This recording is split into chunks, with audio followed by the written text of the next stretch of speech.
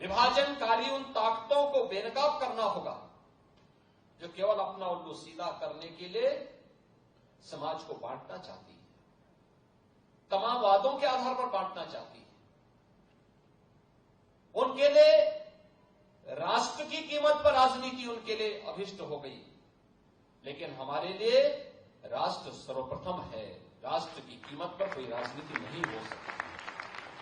हमें चुनना होगा, पहले राष्ट्र को चुनेंगे, उसके लिए किसी भी प्रकार के बलिदान देने के लिए तैयार होंगे, लेकिन उसकी कीमत पर कोई राजनीति स्वीकार्य नहीं है।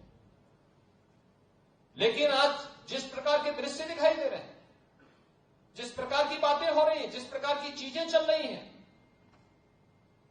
आपने देखा होगा इन सब के मुंह बंद है बांग्लादेश की घटना पर। कोई बोलना नहीं चाहता क्योंकि उन्हें भय है, अगर वो बोलेंगे तो उनके वोट बैंक खिसकते हुए दिखाई देंगे। उनके पैरों के नीचे की जमीन जिस पर वे लोग खड़े हैं, वे अंगारे उनको ही जलाते हुए दिखाई दे रहे होंगे, और इसलिए वे मौन हैं, बोल नहीं सकते। जो लोग दुनिया के अंदर अन्य मुद्दों पर बोलते हैं, मुखर होकर के बोलते हैं, उनको फिलिस्तीन दिखाई देता है, लेकिन बांग्लादेश नहीं दिखाई देता। उनको दुनिया के अंदर अन्य जगह दिखाई देती है, लेकिन बांग्लादेश नहीं दिखाई दे रहा है, क्योंकि हम मंदिर तोड़े जा रहे हैं और हिंदू मारा जा रहा है, संतों पर अत्याचार हो रहा है। और इसीलिए हम सबको वर्तमान की चुनौतियों को देखना पड़ेगा। याद करना, 1947 के पहले बांग्लादेश भी भारत का हिस्सा था। हमें ये नहीं भूलना चाहिए।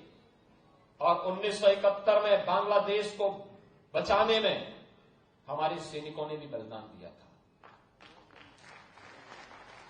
हजारों सैनिकों ने बलिदान दिया था। पाकिस्तान को मुंह की खानी पड़ी थी। पाकिस्तान के 95,000 से अधिक सैनिकों को भारत के बहादुर जवानों के सामने समर्पण करना पड़ा था। और विश्व के इतिहास में किसी भी सेना की सबसे बड़ी विजय थी जो 1971 में भारत की सेना ने करके दिखाया था।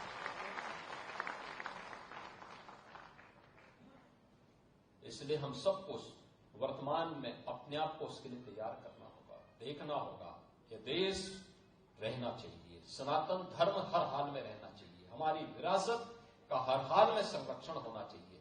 और उसी विरासत के संरक्षण की दिशा से ये विकास के कार्य उसके साथ जोड़े जा रहे हैं, उसको आगे बढ़ाने का काम हो रहा है।